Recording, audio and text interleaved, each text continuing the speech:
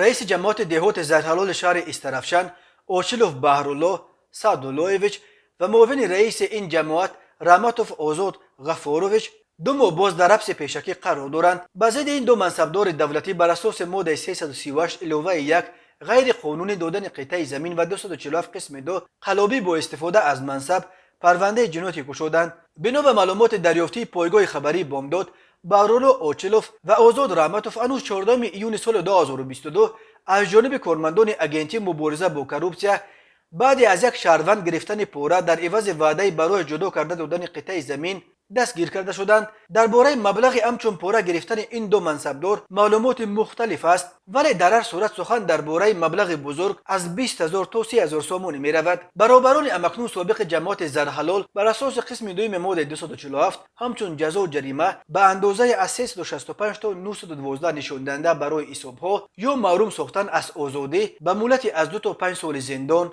تهدید میکند. بهرالله اوچلوف که قبلا در مقام کاتب جماعت زرحلال کار میکرد، تقریبا ماه سال 2021 رئیس این جماعت تعیین شد. بنا به معلومات دریافتی بامداد، همان روز 14 ایون همراه اوچلوف کارمندان اگنتی مبارزه با کروپسیا همچنین مدیر بایگانی شهر استرافشان مدینه اسماعیل زاده را نیز با خود بردند، زیرا کارمندان جماعت محض بر اساس قرار بایگانی چندین قطعه زمین را فروخته بودند. معلوم نیست که آیا نسبت به مدینه اسماعیل زاده نیز پرونده شدن یا نه. او حالا در آزادی بوده در جای کارش فعالیت دارد. معلومات یافته بامداد همچنین حاکی از آن است که معاون رئیس جماعت زرحلال آزاد راماتوف تحت پشتیبانی کارمند دادستانی استرافشان با نام ق قرار داشت و از این رو بدون یگان ترس از جوابگری جنایی دست به زمین فروشی میزد. گفته می شود بعد بازداشت راماتوف و اوچلوف ق نیز از وظیفه آزاد کرده شد. جالب آن است که ق در دادستانی نظارت مسائل مربوط به فروش قطعه زمین را